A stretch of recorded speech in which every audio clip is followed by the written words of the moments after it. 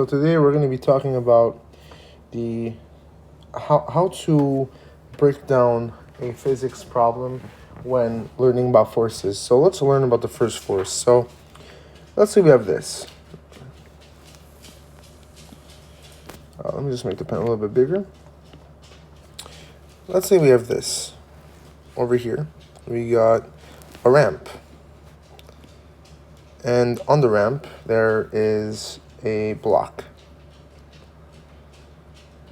Now, the block has a couple forces going on it. So let's just give this block a mass of 10 kilograms. Okay. Now let's look carefully. So what forces are actually on this block?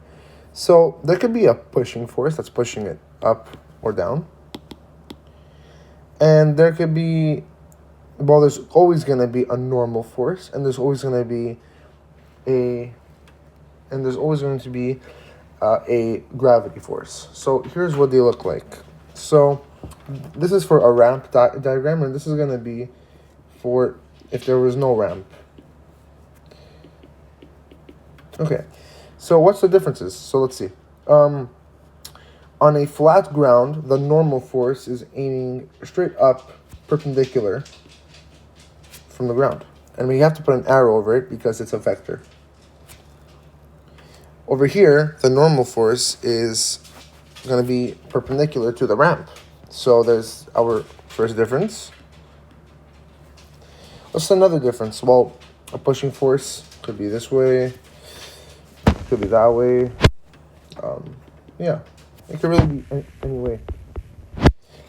And then what's another force? Well, the most common force is gravity. Gravity goes right down, like this. So you can call that G, gravity. Some people put vector, some people don't. I'm not really sure if it's a vector or not. I think it is. So I'll just put it. Or some people put it FG. And this one would be down here. And then you have different types of these diagrams. So if the block is in motion, well, it's not in equilibrium, which means all the forces don't add up to zero. So in a static equilibrium equation, you would for the block not to slide, well, there would be a friction force. Friction. Pushing it back up. And this is going to be static friction. And if there wasn't, meaning that the block is moving, well, there would be a kinetic friction. Kinetic. That is slowing it down, but still the block is moving. So what's the difference now? So now we have to break this up into different diagrams, which is called a free body diagram. Before we do that, let's look at this. What do we notice here? Well, if it's in static equilibrium, then the normal force over here and over here, well, they're going to be the same value, except one's going to be negative because they're vectors. One's up and one's down, right? And here, the normal force can't be the same as the force of gravity because as you can see, they're not in a straight line. So what the normal force is going to be, theoretically, is going to be the y component of Fg. So if we have a y component, we definitely have an x component, which is going down the ramp.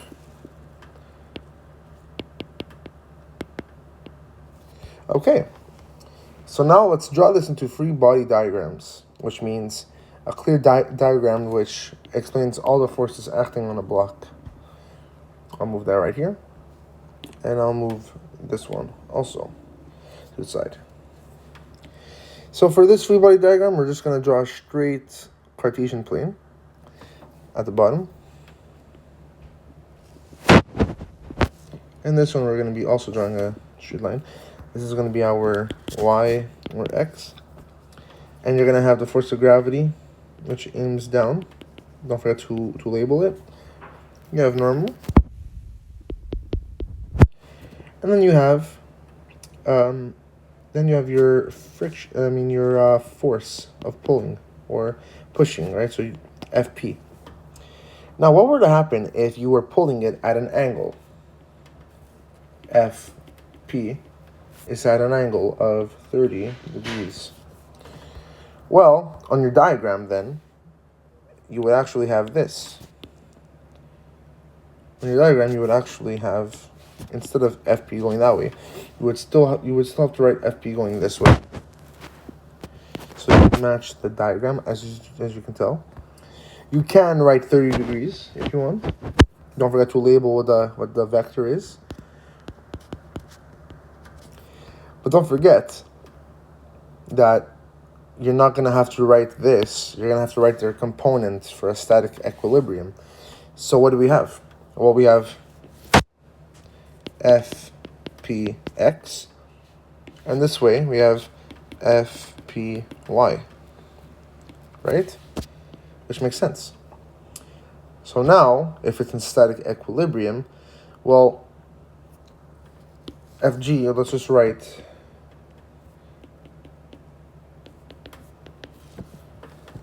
is going to be equal to 0. So what do we have on the y-axis? On the y, we have the force over here. We have N, we have G, and we have FPY. So let's write it out. It would look something like this: FPY plus N plus FG equals 0. And then you would have two values. Let's say FG is equal to, because it's going down, it would be negative 70. So let's just put FPY plus N minus, actually, we'll put the value of N to be 30. Minus plus negative 70 equals 0. Well, then we can just do the very simple math here, which is just basic algebra. 30 minus 70 is negative 40. Bring it over. And now we can tell that FPY equals 40. This is good. Now, if it didn't equal 40 and this whole equation here did not equal 0, then it's not in equilibrium, and we wouldn't follow this law here, which is Newton's first law. Sorry, F net equals 0. We'd have to follow his second law, MA, which means that the net force is equal to the mass times the acceleration. I hope this was helpful. We actually missed one big step. Sorry. You actually have to draw a diagram for this. Now look carefully. Pretend this line here was the x component. We're going to actually have to draw the free body diagram at the same angle. And don't forget to label them. So this will be x, this will be y. Now just draw all your forces. There's going to be one force always going down no matter what. That's going to be the gravity force, so F, G. And then you have to break them up into your components. Over here you have F, G, Y. X, F, G, X. And then going down, you have F, G, Y. Normal, your normal force. F pull, which in this case, it's also going down. And yeah, that's it. I hope you guys enjoy this.